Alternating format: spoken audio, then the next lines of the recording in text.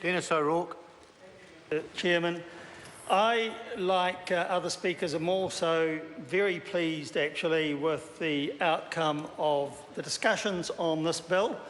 I don't think there has been a piece of legislation which I think has had so much cross-party involvement and discussion, and I actually enjoyed it. I enjoyed hearing what all the parties had to say about the various issues that were brought up, but I'm particularly pleased that what was discussed was actually done, and we can see that in the amendments made to the bill.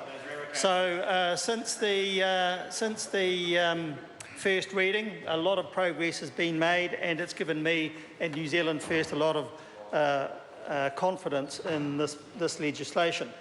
Fundamentally, what it seeks to do is to put in place a regime for the regeneration as distinct from the recovery of Christchurch, and in doing so we'll have to do something that in my quite long experience in local government had to do on many occasions, which is to balance the natural tension that exists between the need for public participation and public consultation, public information, with actually getting things done.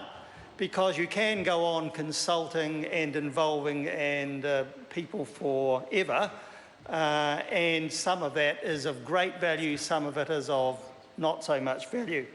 So there has to be, in the end, a decision, and that means getting things done. Now, consequently, what we need to see as a result of this legislation is actually very good leadership, which does bring the people of Christchurch with the organisation, but which in the end does produce plans that can be and are in fact acted on. And so far in the Christchurch recovery process, Sarah has, I think, had rather patchy success in all of this. It did get some buy-in. There has been, however, a lot of delays in projects, and I understand what can cause those sorts of delays, but people are now 5 years on feeling a little bit dissatisfied about the lack of progress, especially in some of the major projects, and the lack of information also about all of that. The Christchurch City Council, I thought, did a very good job in its consultation process over the central city plan, and people gained a lot of confidence from that.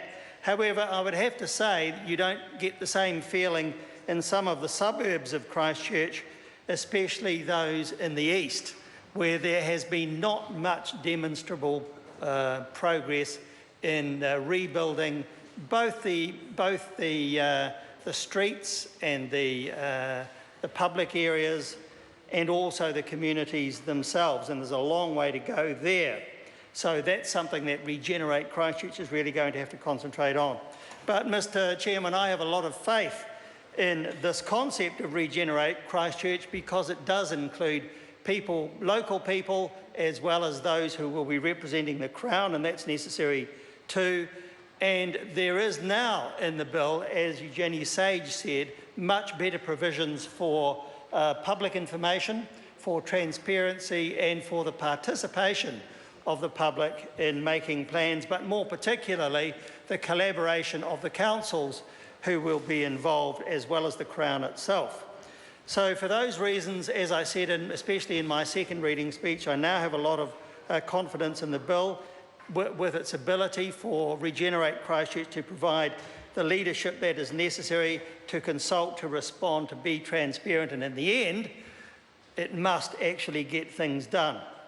And we can then put all that demolition behind us, all that bare land into work, and I hope take what are some very significant opportunities for improving the transport system within Christchurch in particular, for creating better recreation opportunities, for better areas, for vibrant business areas to operate, and to build houses again where that is possible and desirable.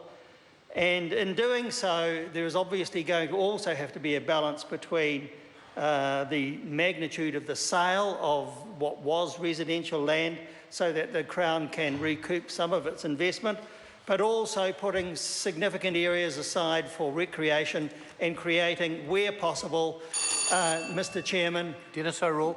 creating, where possible, new suburbs where there were old ones. And I'm particularly looking forward, for example, to the Avon Loop, whether that can be restored as a suburb, because it was a very, very good suburb. It was an excellent community, as with some of those around it.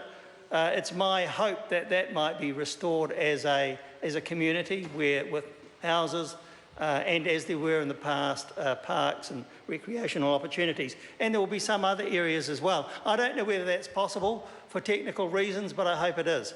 There will be other areas where some very significant recreational opportunities will be possible.